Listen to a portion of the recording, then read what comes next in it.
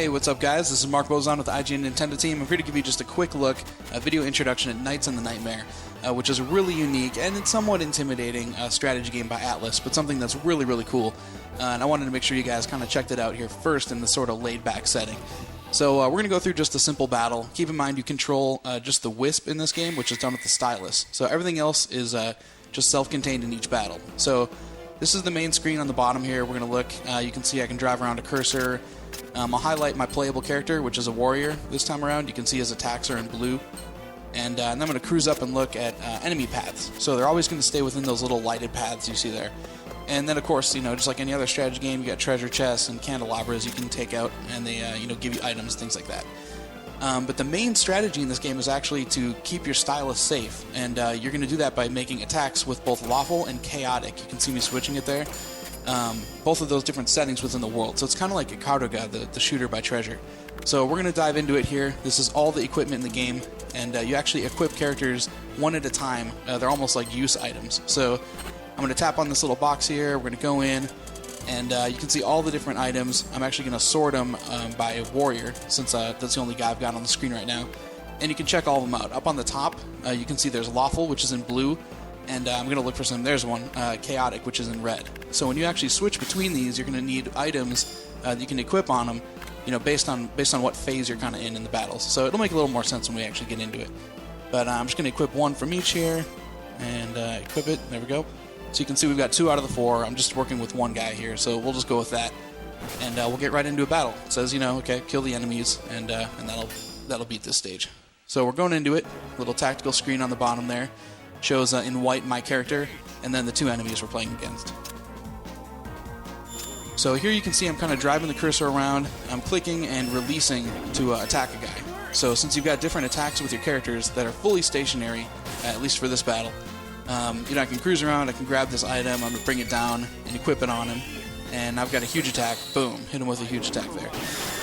And all these little crystals come out that you can collect, and we'll go over that one in like a future walkthrough. But as you can notice, those guys were just attacking me, right? That guy in the red was shooting those little pellets at me. I actually have to dodge those with the stylus, because the stylus is the only thing that's actually going to take damage in the game. So there I switched over to chaotic. Now I can use a different weapon, drag that in on him, and this weapon goes a little farther, so I can actually attack that guy from a farther range. So we're going to drag it out there. We'll see if we can get him to walk back in. There, you can look at the bottom screen. He's back in the little attack range. Hit him, and get some points for that. So that's the basic concept, is you're actually clicking on your character, and then based on the zone where they can attack, you can kind of cheat on the bottom screen and look at it if you don't want to look at all the art. And you can actually see where your guy's going to attack. So here's our results screen for the first round. We killed both those guys. And now there's a little slot machine mechanic, which definitely go into my actual hands-on article that's paired with this video and check it out, because I'll explain it a bit more. But basically, it's like tic-tac-toe on the bottom of that top screen up there. So based on what guys you kill, we're picking which characters we're going to spawn here. So here we've got 2 kind of slimes, and if we kill them both, we're going to have 3 across. So a little complicated, but again, we'll kind of just learn by doing here. So we're in the second round, and again, we got 2 characters on the bottom. You can see my guy in white, and as soon as I tap it, it'll start. So here we go. You got your HP on the bottom that you can see, and I'm going to drag a weapon on down, use that same attack again. He's in the hit collision. Boom, take him out. And he gives me some jewels and some items come out of him every time you hit him. So we're going to do it again. See, drag another one down on him. Oh, and actually it needs to recharge. So we'll use a regular attack here. There we go. And we'll switch it over to lawful. Yeah, my items take a little bit of time to recharge.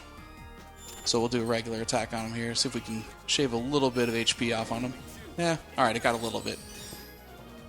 So there it is. Now the weapon's ready. We're going to drag it in.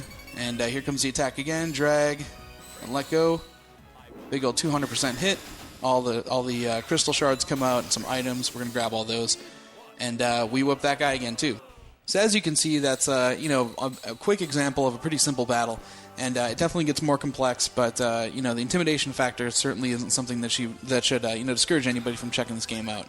It's got some pretty cool strategy to it, and really it's a really interesting concept from what I've played so far, of the idea that you can just kind of grab different items, and every single battle is really self-contained. So I had that one guy, a couple rounds of playing different enemies, and I just kind of had to react to that situation. So it's this weird, kind of vertical slice of a strategy game mixed with some action and kind of arcade nature of things. So hope you guys liked it, and I'll have more on the game very soon.